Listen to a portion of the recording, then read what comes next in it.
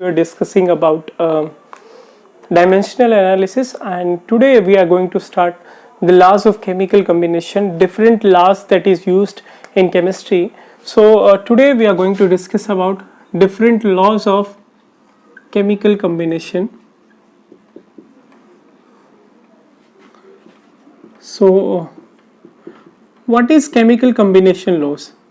Chemical combination laws are the laws that we used for like if say अगर दो elements मिलके compound बना रहे हैं भाई, अगर एक कंपाउंड डिसोसिएट हो रहा है, एक एलिमेंट्स एक से ज़्यादा टाइप के कंपाउंड बना रहा है, डिफरेंट वॉल्यूम्स मिक्स हो रही हैं अभी, तो इन सब में कौन से सिंपल लॉज हैं जो लगते हैं? तो हमारे पास there are a few laws. First of this is law of conservation of mass. सबसे पहला जो लॉ है भाई वो है law of conservation of mass. तो प्यारे बच्चों, law of conservation of mass आप लोगों ने बहुत बार पढ़ा भी है और बहुत बार आप इसके बेसिस पे हम लोगों ने लास्ट क्लास में बैलेंसिंग ऑफ केमिकल इक्वेशन भी पढ़ा था, जिसके हिसाब से क्या है कि जितने रिएक्टेंट में अमाउंट है सब्सटेंस का या मास है सब्सटेंस का, उतना ही प्रोडक्ट रहेगा. जितना मास रिएक्टेंट का है उतना ही मास प्रोडक्ट का रहेगा. उसी के बेसिस पे हम लोगों ने बैलेंसिंग ऑफ केमिकल इक्वेशन पढ़ी थी. लॉ ऑफ कंजर्वेशन ऑफ मास क्या कहता है कि मास को हम ना तो क्रिएट कर सकते हैं और ना ही क्या कर सकते हैं प्यारे बच्चों, ना ही डिस्ट्रॉय कर सकते हैं. तो मास हमारे पास हमेशा क्या रहता है, कॉन्स्टेंट रहता है अभी. तो mass can neither be created nor be destroyed. Mass को ना तो हम क्रिएट कर सकते हैं और ना ही डिस्ट्रॉय कर सकते हैं. तो ये हमारे पास बात हुई भी लॉ ऑफ कंजर्वेशन ऑफ मास की. ठीक है, अब हमारे पास जो सेकेंड लॉ है प्यारे बच्चों, वो सेकेंड लॉ क्या है? सेकेंड लॉ है लॉ ऑफ डेफिनेट प्रोपोर्शन या फिर law of constant composition. Second law हमारे पास क्या है? Law of definite proportion. Law of definite proportion और कांस्टेंट कंपोजिशन. इसको आप लोग लॉ ऑफ कांस्टेंट प्रोपोर्शन भी कह सकते हैं और लॉ ऑफ डेफिनेट प्रोपोर्शन भी कह सकते हैं. तो लॉ ऑफ डेफिनेट प्रोपोर्शन क्या कहता है हमें? लॉ ऑफ डेफिनेट प्रोपोर्शन बताता है कि जिस टाइम दो एलिमेंट मिलके कंपाउंड बनाते हैं तो हर एक कंपाउंड में जो रेशियो है एलिमेंट्स का वो हमेशा एक फिक्स रहता है और वो फिक्स रेशियो बाय वेट या फिर बाय मास होता है. So the ratio of element, the ratio of elements in a compound is always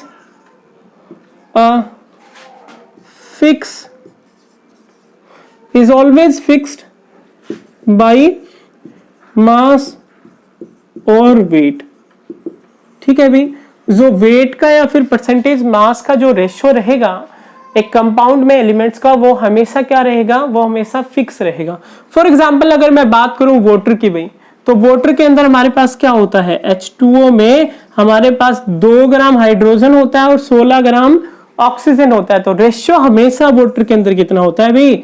1:8 ratio होता है. तो हर एक कंपाउंड में law of definite proportion by mass या फिर law of constant proportion by mass लगता है, जिसके हिसाब से हर एक कंपाउंड में एलिमेंट्स का जो रेशियो है बाय मास फिक्स रहता है भाई. तो ये हमारे पास बात हुई लॉ ऑफ डेफिनेट प्रोपोर्शन की.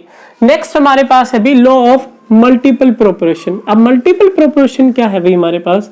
मल्टीपल प्रोपोर्शन क्या कहता है? This is new for you people. तो हमारे पास जो तीसरा लॉ है वो है भी लॉ ऑफ मल्टीपल प्रोपोर्शन. अब मल्टीपल प्रोपोर्शन के हिसाब से क्या होता है, इसको हम लोग एक एग्जांपल से ही समझेंगे.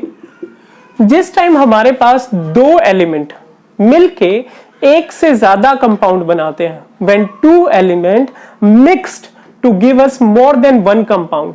ठीक है, तो जो एक एलिमेंट है उसका वेट सेम रहेगा और दूसरे एलिमेंट का जो वेट है या फिर मास है उसका रेशियो जो है वो एक सिंपल होल नंबर रहेगा. इसको ऐसे समझिए, अगर हमारे पास दो एलिमेंट हाइड्रोजन और ऑक्सीजन है भाई, ये दो एलिमेंट हाइड्रोजन और ऑक्सीजन मिलके हमारे पास वाटर बना रहे हैं, ठीक है।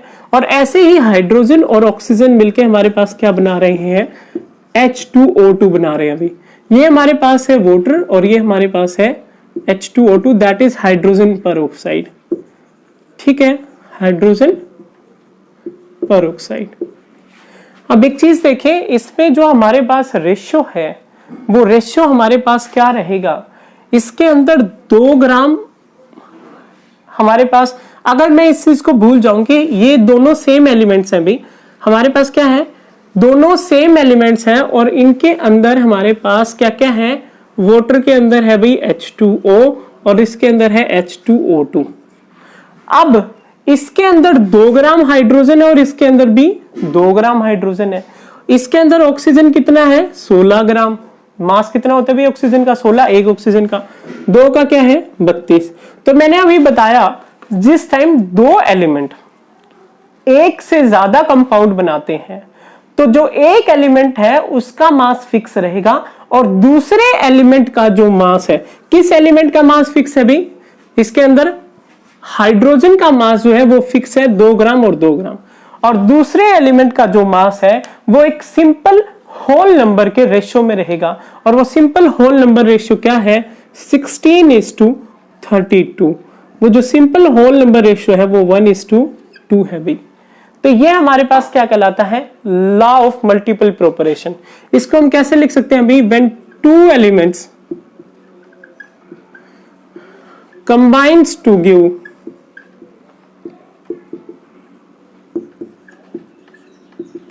more than one compound,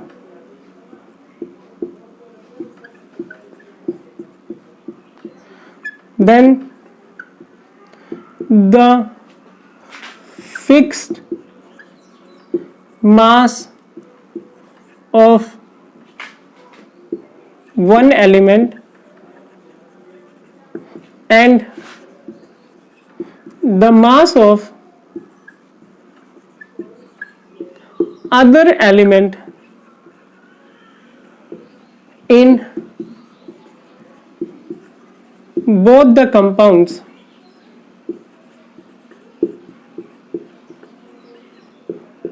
is simple whole number ratio. ठीक है जी, एक बार दोबारा देख लीजिए, जब 2 एलिमेंट्स एक से ज्यादा कंपाउंड बना रहे हो, एक एलिमेंट का जो मास है वो फिक्स रहेगा जैसे कि हाइड्रोजन का है, और दूसरे एलिमेंट का जो मास है वो उनका जो रेशियो रहेगा वो एक सिंपल होल नंबर में रहेगा। ये हमारे पास क्या है, लॉ ऑफ मल्टीपल प्रोपोर्शन है भी, ये बहुत ही आसान है। तो नेक्स्ट हमारे पास जो लॉ है वो है Gay Lussac law of gaseous volume.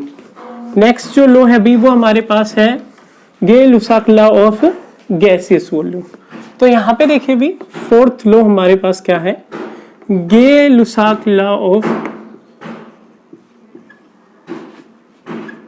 Gaseous volume.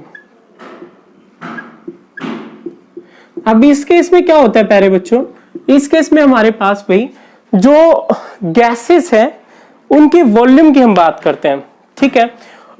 और हमारे पास जो कंडीशन है वो क्या क्या है कि टेम्परेचर और प्रेशर क्या होना चाहिए, same temperature and pressure. Pressure और टेम्परेचर अगर हमारे पास सेम है तो से फॉर एग्जांपल अगर मैं बात करता हूं हाइड्रोजन की और ऑक्सीजन की, तो हमारे पास क्या होगा, जो रेशियो है, जिस रेशियो में ये दोनों गैसेस कंबाइन करेंगी वो रेशियो एक होल नंबर या सिंपल नंबर रेशियो रहेगा। इसमें भाई क्या रहेगा, जैसे अगर मैं बात करता हूं इसका, मैं लेता हूं से फॉर एग्जांपल हाइड्रोजन में लेता हूं 100 ml, ठीक है, और ऑक्सीजन में लेता हूं 50 ml, तो मेरे पास कितना ml वाटर बनेगा भाई, तुम्हारे पास कितना ml वाटर बनेगा भाई, 2H2O है हमारे पास। तो जो ये रेशियो रहेगा, वैसे तो 150 ml बनेगा, जो ये रेशियो रहेगा इसके अंदर वाटर का, तो हाइड्रोजन H2O में जो रेशियो रहेगा हाइड्रोजन का वो 2:1 रेशियो। तो अगर आपके पास सेम कंडीशन है टेम्परेचर और प्रेशर की, तो गैसेस की जो वॉल्यूम है वो उनका रेशियो हमेशा फिक्स रहता है। इसके अंदर जो रेशियो है वॉल्यूम के हिसाब से बता रहा हूं भाई 2:1। अगर वेट के हिसाब से बात करते हैं तो 1:2 क्या होता है अभी 1:8 होता है, जो हमने सेकंड लॉ में पढ़ा था। तो ये हमारा gaseous Gay Lussac law of gaseous volume है, जिसमें सिमिलर कंडीशन ऑफ टेम्परेचर और प्रेशर पे दो वॉल्यूम कंबाइन होकर अगर एक कंपाउंड बनाती हैं तो उनका जो रेशियो है जिसमें वो कंबाइन करती है वो एक फिक्स रेशियो होता है। ठीक है, तो ये हमारे पास बात हुई भी गैर-लुसाक लॉ ऑफ गैसियस वॉल्यूम की। जो लास्ट हमारे पास लॉ है भाई वो है एवोगैड्रोस लॉ। ये बहुत इंपॉर्टेंट लॉ है भाई। अगेन एवोगैड्रोस लॉ हमें क्या बताता है? एवोगैड्रोस लॉ हमें बताता है कि अगर हमारे पास सेम कंडीशन है टेम्परेचर और प्रेशर की, under equal condition of temperature and pressure equal volume of gases contain equal number of molecules. मतलब क्या है, अगर हमारे पास टेम्परेचर और प्रेशर सेम है, जैसे अगर मैं बात करूं कि मेरे पास 100 ml तो भी है ऑक्सीजन गैस और 100 ही ml है हाइड्रोजन गैस। ठीक है, और टेम्परेचर की वैल्यू दोनों जगह सेम है, मान लिया 298 केल्विन, और प्रेशर दोनों पे सेम लग रहा है, मान लिया 1 बार। तो अगर सिमिलर कंडीशन है टेम्परेचर और प्रेशर की और इक्वल वॉल्यूम है गैसेस की, तो हमारे पास जो नंबर ऑफ मॉलिक्यूल्स या फिर मोल्स हैं वो इन दोनों में क्या रहेंगे? सेम रहेंगे। ठीक है भी, under similar condition of temperature and pressure equal volume of all gases contain equal number of molecules. ये हमारे पास क्या था? एवोगैड्रोस लॉ था कि अगर हमारे पास टेम्परेचर और प्रेशर की सेम कंडीशन है और दोनों गैसेस जो अलग अलग गैसेस हमने ली हुई हैं उनकी वॉल्यूम भी सेम है, तो हमारे पास इक्वल नंबर ऑफ मॉलिक्यूल्स आते हैं। तो क्या है Avogadro's law? Equal volume of all gases at same condition of temperature and pressure